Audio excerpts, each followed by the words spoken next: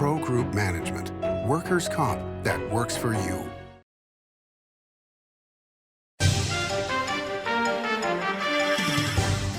Welcome to Nevada Newsmakers. On the broadcast today, we're talking to the Democratic presidential candidate, not Joe Biden, Marianne Williamson. She's here for the whole show on an all-new Nevada Newsmakers.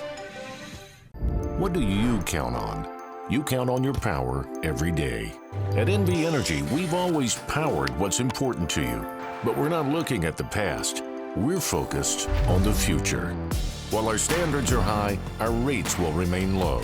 And our commitment to renewables isn't just meeting standards, but leading the way.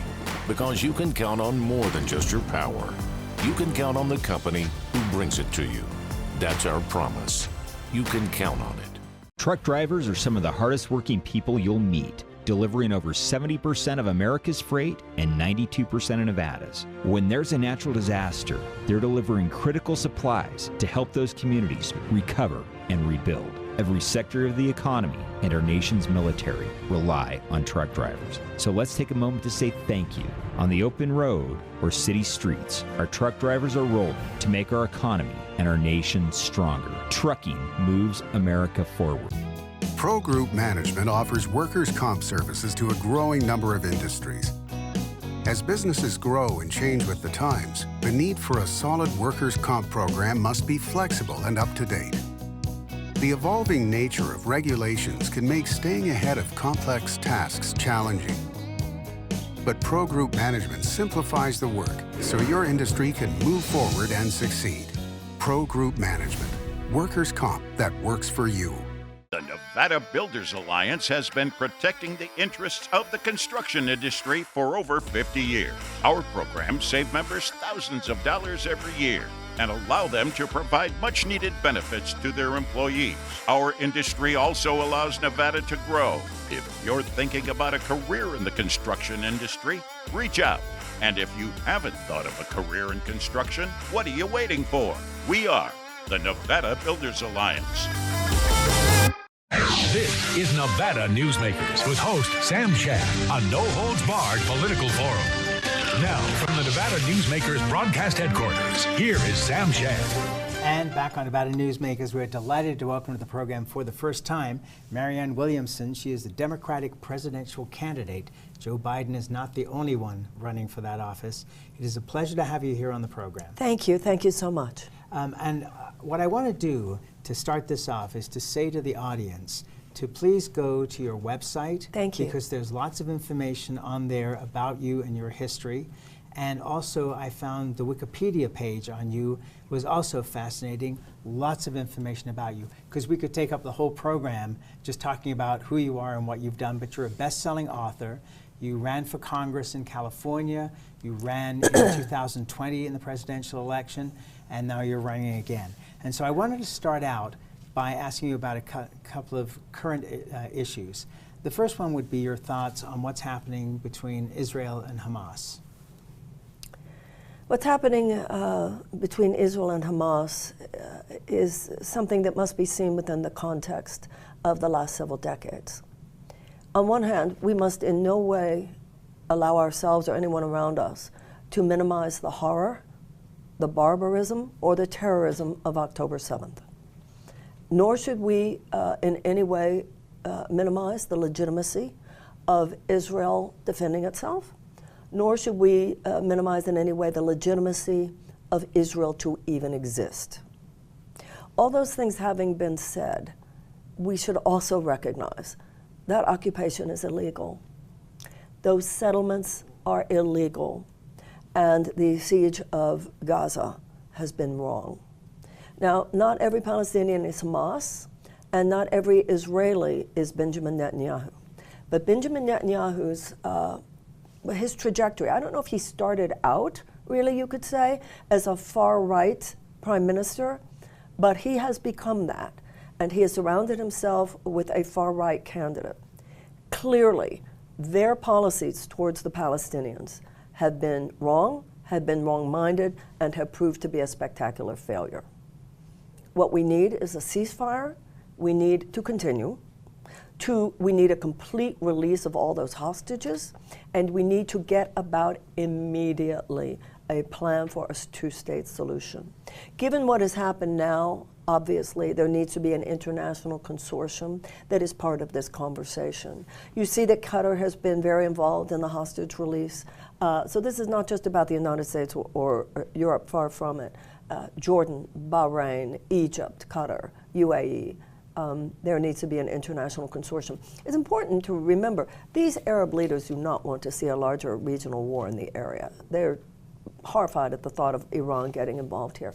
It is in everyone's interest, except maybe Benjamin Netanyahu, to get on with this two-state solution, and a two-state solution now.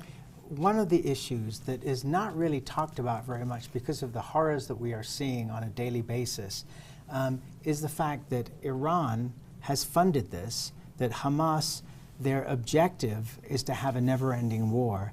And they have not been a friend of the Palestinian people that they claim to represent. What is your thoughts on Iran's situation, plus Israel's relationship that has come about because of the Abraham Accords, and also the relationship that's building with Saudi Arabia that has been under the table for many years, but has now come to the surface? Well, Hamas wants more than endless war. They want the eradication of Israel. Yes. And so does Iran. And they have been saying this for a very long time, and no one should doubt their seriousness, their desires to basically make Israel an unlivable place, that people just, it wouldn't be worth it. That is their stated goal, their overt goal, and no one should doubt that they mean it. In terms of the Abraham Accords, as well as the proposed deal between Saudi Arabia and Israel, which is pretty much scuttled now, the Abraham Accords represent the fact that there are many Arab leaders who go, yeah, let's just get on with it, you know. Let's have great economic relationships with Israel, and everybody can prosper. The problem there is that in the Abraham Accords, there continued to be a basic dismissal of the rights of the Palestinians. There were provisions there for the Palestinians to possibly do well, but within the stricture of the fact that they were still under occupation. So, first of all, this did not make Palestinians happy, and it's one of the reasons that Hamas felt this was the time. This was the time. Secondly, the same basic situation we're talking about here, if you're talking about a security deal between Israel and Saudi Arabia, which is what those conversations were, Iran did not like that. So the Abraham Accords and Saudi Arabia and Israel talking, their mindset, the mindset of someone like Netanyahu, was, oh, this is progress, with a complete blind spot. Just like his moving so much military to protect the settlements and leaving that wall with Gaza. Complete blind spot and arrogance, as though nobody else was even looking or thinking strategically in terms of how they would respond. But the big question is, if you change the leadership in the Palestinian territories to come up with a two-state solution, who becomes the leaders that Israel can deal with? Because right now, Mahmoud Abbas of the Palestinian Authority is certainly, well, beyond the fact that he's very old, but is completely untrustworthy. Let's be very clear. When you say he's untrustworthy for the Palestinian people. That's true. I'm not so sure he's untrustworthy for Israel. They've had a deal for a long time. In terms of the Palestinian people, clearly, and there's no successor, and there have not been elections for how many years now? So that's a serious problem for the Palestinian people. On the other hand, it's certainly a lot better than Hamas leading you. Let's change topics to Ukraine. That's been pushed a little to the back burner, not a lot to the back burner, but a little. Your thoughts on where the United States should be in this, because it appears to me that we are fighting a war with Russia over Ukraine without sending troops. Well, this is the proverbial proxy war description. My thoughts have been somewhat in flux recently. Clearly, the United States played footloose and fancy-free when it came to NATO. The Aegis missile should never have been in Poland and so forth. But I have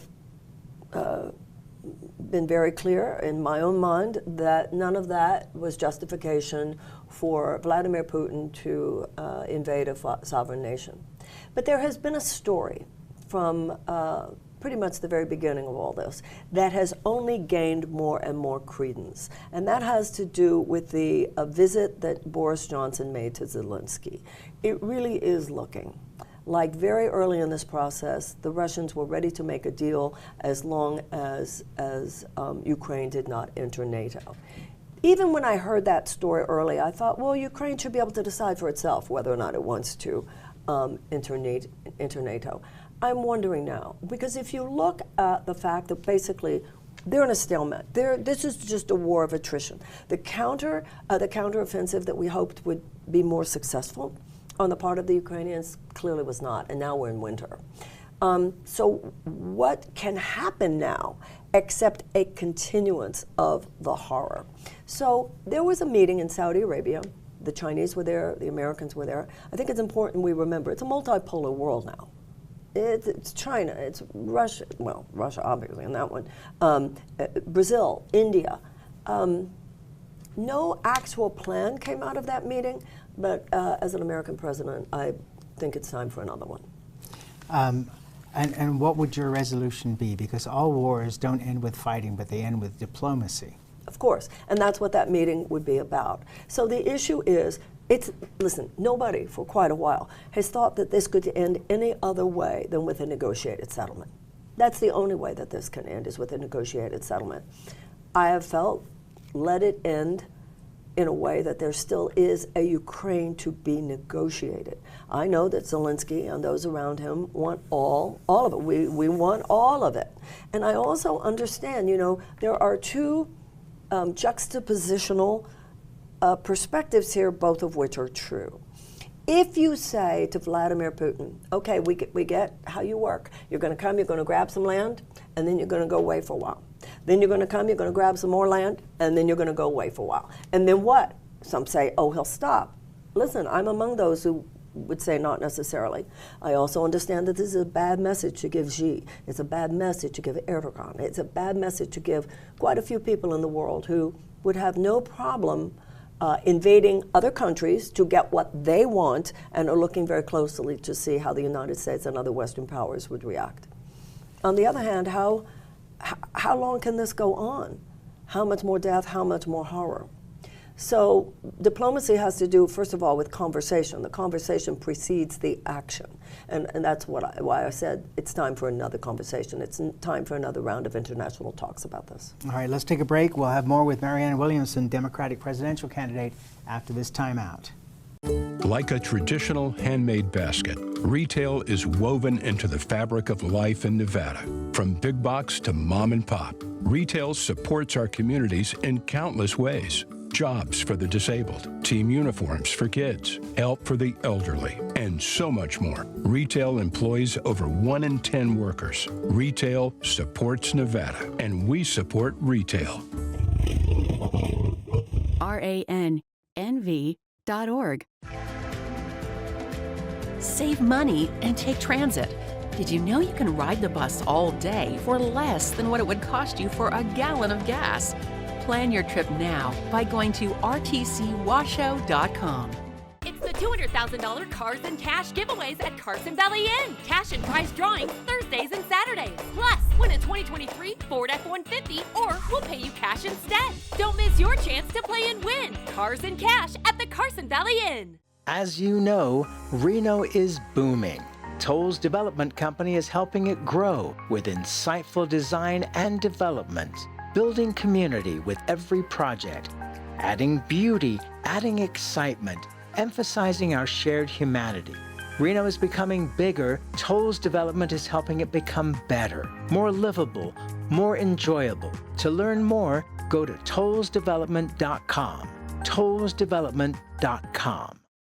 This is Nevada Newsmakers. And back on Nevada Newsmakers, we continue our conversation with Marianne Williamson. She is Democratic presidential candidate. And as I said earlier, I highly recommend that all of you in the audience go to her website to find out more information about her and also look at her Wikipedia page. It really is quite fascinating.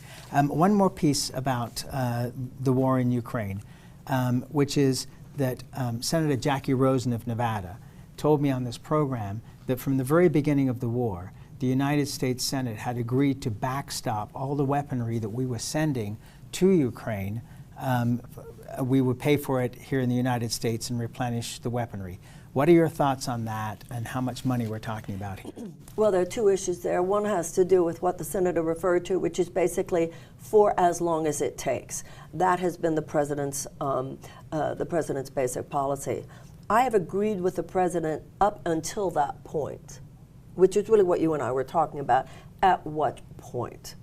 Secondly, my disagreement there has to do with the kinds of weaponry that the president has been willing to send. I'm very concerned that some of these cluster bombs are sent. I'm very concerned about white phosphorus. So I think that the United States needs to adhere to international standards in ways that we do not always do, whether it has to do with Ukraine or Gaza.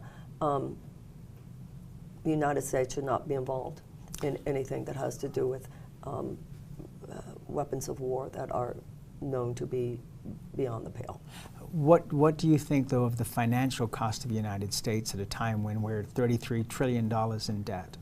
We cannot allow the size of our debt to determine our international responsibilities. All right, let us change topics and bring them back home to the United States. Obviously, the biggest topic is the economy.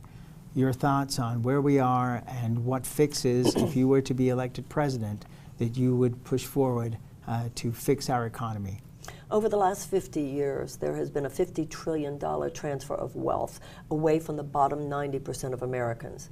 You say that we have a terrible economy, which you can either say we have a good economy or we have a terrible economy. I did not say, by the way, we have a terrible economy. Right. We have a good economy for 20% of Americans. I mean, that's the point here. So when you say it's good, the question is for whom? In the 1970s, the average American could afford a car, could afford a house, could afford a car, and could afford to send their kids to college. That was called a thriving middle class. We do not have a thriving middle class today. We have the greatest income inequality that we've had in almost 100 years. And like I said, if you're in that top 20%, things are pretty good for you.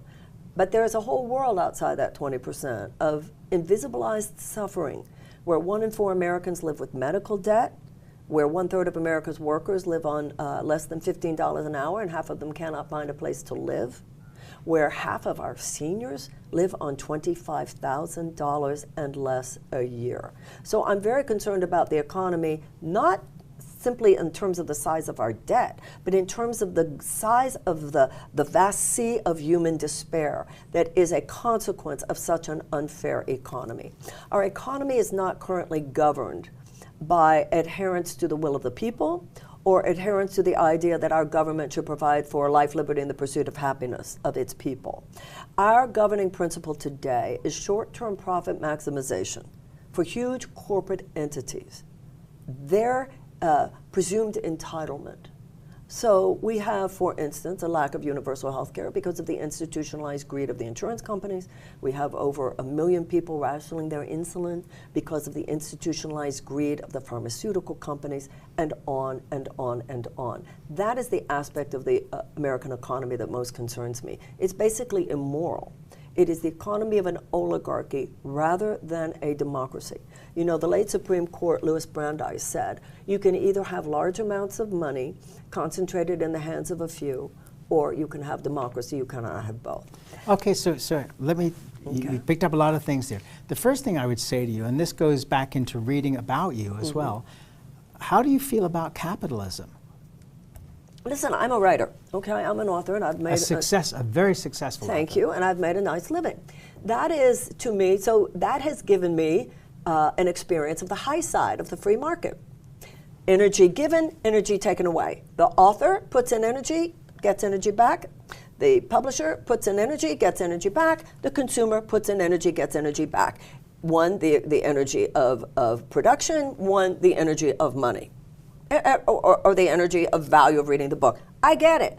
Capitalism, the high side of capitalism, I'm all for. But what has happened in the last 50 years is what I think of as a soulless, unfettered vulture capitalism, crony capitalism, that has been allowed to override democratic and humanitarian values. I believe in capitalism with appropriate guardrails. That is what we've had in our society, and yet in the last 50 years, everything from tearing down Glass-Steagall and all other kinds of ways that, for instance, after the Great Depression, a generation made sure that capital would not be able to override the rights of the people, were placed into, were codified and have now been torn down. So it's not inherent to capitalism. It's inherent to human greed. It's inherent to a lack of ethics. But what about supply and demand? For example, during COVID, we saw minimum rates blown out the window because if you were going to pay minimum wage, you weren't going to get employees. Okay. And we saw the need, we saw businesses having to react to that need, and therefore wages went up. The flip side of that was that costs went up to the public as well. So you have that constant balancing act here. The other thing I would point out to you is that at least in 2 union situations, the UAW has struck some of the best deals they've ever had with Detroit. And here in Nevada, the Culinary Union has done an amazing job of boosting, I believe it's somewhere around 32% over the next couple of years, the wages of their workers. So the unions seem to be making a comeback here in the United States, and supply and demand seems to be working. I'm not sure how you change that if you don't have capitalism.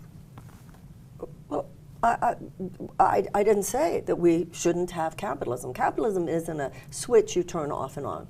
But there are countries in this world where, particularly, let's say someone like Scandinavia, where there are hybrid systems. Yes, the government should do the following. The government, the first principle here is that the government brokers a balance between individual liberty, which includes economic liberty, and a concern for the common good. And what is left out too often is this idea of the common good. Everything that you just said, I come back with, yes, and we should not have hungry children. Agreed. In the richest country in the world. So something is not working there. We have the highest poverty rate of any advanced democracy, and that includes, of course, the highest child poverty rate. When you talk about the UAW, when you talk about the invigoration of the labor union, it's fantastic. However, think how much human suffering had to occur before people had gotten to the point where enough was enough and they would rise up. So it should never have gotten as bad as it got. I think that the negotiations based on the profit of those corporations was the result of the unions being able to have the leverage to be able to say, you're making so much money, if you don't pay us what we're worth, we're going to have to go on strike. That's absolutely true. I have to take a quick break here because we have to make money to pay for this thing. So we'll be right back after this timeout. 'Tis the season for the Holiday Cash Express at Tamarack Casino. We're trimming the tree with weekly cash giveaways, including a $5,000 winner every Saturday, plus $70,000 in grand prize stocking stuffers, including 2 $15,000 Holiday Cash winners guaranteed. It's a good time to win at Tamarack Casino. Big R is Northern Nevada's #1 Golden Fire wood pellet supplier. More heat, less ash, 100% natural, and no additives. And there's only one place that stocks this many wood pellets, and that's Big R in Sparks, Winnemucca, Fallon, Fernley, and Lovelock. A river of wood pellets at Big R. For 50 years, Nevada Heating has been keeping people comfortable in their homes. At Nevada Heating, call the Do It Right guys and get the heat back on today. Call us today and we'll fix it today. That's the Nevada Heating way. Why freeze for days on end when Nevada Heating can get your furnace fixed today? Call us today and we'll fix it today at 323-5585 or schedule us on our website at nevadaheating.com. This is Nevada Newsmakers. And back on Nevada Newsmakers, we continue our conversation with Democratic presidential candidate Marianne Williamson. So, to end this, I want to bring up the fact that the White House doesn't say anything about you, the DNC doesn't have anything to say to support you, and to win a presidential campaign is going to take $1 billion. Yeah. And you have put in a lot of your own money, but you have not raised $1 billion. How do you see this playing out? Or are you really running to get your message out about what's wrong and right with our country and to influence the Biden administration. When you say that the Biden administration has had nothing to say about me, his press secretary has actually mocked me on the presidential podium. So that's not to say nothing. They have taken that action. Secondly, the DNC is a huge corporate interest. It is a private corporation, actually, and it has decided that it has the right to simply anoint Joe Biden. That is very undemocratic. Our Constitution says that in order to be qualified to be president, you had to have been born here, you have to be 35 years old or older, you have to have lived here for 14 years. George Washington warned us about just this type of overreach of power by political parties. Okay, but the reality is that to win a presidential election, you have to have $1 billion or more. I was going to get to that. And that's what. Well, we're almost out of time. I'm sorry. So. Well, many people, including here in Nevada, are recognizing that. I do not have the money that the DNC has and all of its corporate donors. What I have is standing ovations in most of the talks that I give. What I have is young people who are recognizing they shouldn't have to live at the effect of bad economic ideas from the last century. I am in this to win this because I believe that this country needs to make a U-turn. If I do not win this in terms of enough people recognizing what's going on, going to Marianne2024.com, sending me money, then I think that will be unfortunate for me and for many people who agree with this agenda. But you stand up for your country. Abolitionists had, oh, I'm sorry. I apologize, but okay. That's where we have to leave it because we are out of time. You are welcome to come back on your next trip to Nevada. I've enjoyed visiting with you. Thank you for being here. Thank you so much. And we'll be right back. The casino industry drove Nevada's economy for decades. By the 1990s, however, the state's sole industry was in sharp decline. Many were losing their homes, many were leaving the state. Is Reno on track to be the Detroit of the West? Was an October 2010 Reno Gazette-Journal headline. Nevada knew it was time for a change and a time to diversify. Story County took that lead, took risks, invested tens of millions transforming its desert into a place of opportunity and a future for Nevada families needing something new. That desert now provides thousands of high-paying tech, advanced manufacturing, and energy careers at companies like Tesla, Panasonic, Google, Switch, and Redwood Materials. Story County transformed Northern Nevada forever, and the tide of opportunity has raised all vessels through construction contracts, high-paying careers, and the power of payroll. Tens of millions have been generated in sales and property tax, permits, and other revenues for Reno, Sparks, Washoe County, and for all of Nevada. Enough, in fact, to generate a surplus after public services are provided. And best of all, a sustainable economic climate has been created, enabling our children to stay in Nevada and live prosperous lives in their home state. Story County, improving Northern Nevada one industry at a time.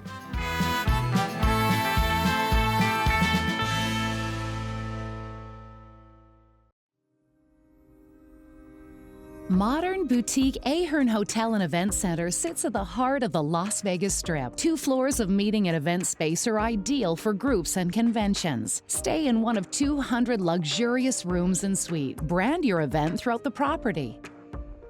Flexible event spaces make for easy planning and personalization. Take over the entire hotel with a full buyout option. Thanks for watching Nevada Newsmakers. You can catch us online 24 hours a day at nevadanewsmakers.com, or you can download the podcast wherever you like to get your podcast. We'll see you on the next broadcast.